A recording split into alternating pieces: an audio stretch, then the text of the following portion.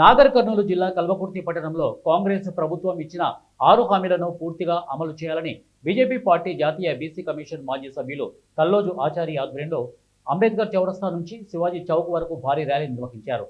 కల్వకుర్తి తహసీల్దార్కు వినతి పత్రం అందజేశారు. అనంతరం ఆచారి మాట్లాడుతూ కాంగ్రెస్ పార్టీ ఎన్నికల్లో ఇచ్చిన 6 హామీలను అధికారంలోకి వచ్చాక అమలు చేస్తామని మాయమాటలు చెప్పి ప్రభుత్వాన్ని ఏర్పాటు చేసిందని, తెలంగాణ రాష్ట్రంలో రేవంత్ రెడ్డి అధికారంలోకి వచ్చి 20 నెలలు గడుస్తున్నా ఇంతవరకు ఇచ్చిన హామీలను అమలు చేయడంలో రేవంత్ రెడ్డి ప్రభుత్వం పూర్తిగా విఫలమైందని అన్నారు.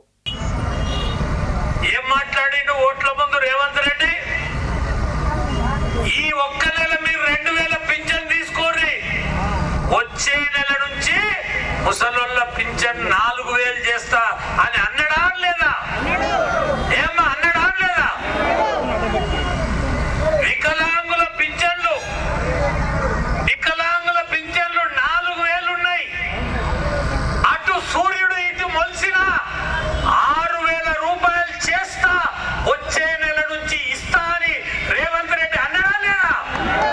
అన్నడా లేదా? ఇంట్లో ఆడోళ్ళు కూర్చున్నా సరే, ఇంట్లో ఆడోళ్ళు ఎంతమంది ఉన్నా సరే, మనిషికి 2500 నెల నెల నెల ఇస్తానే అన్నడా లేదా? కేసీఆర్ 10,000 రూపాయలు ఎకరకి ఇస్తున్నాడు. కాంగ్రెస్ పార్టీకి ఓటేస్తే ఎకరకు 15,000 రూపాయలు, సంవత్సరానికి ఎకరకు 15,000 రూపాయలు ఇస్తూ భూమి లేనోళ్ళకు కూడా, కూలి చేసుకునే భూమి లేనోళ్ళకు కూడా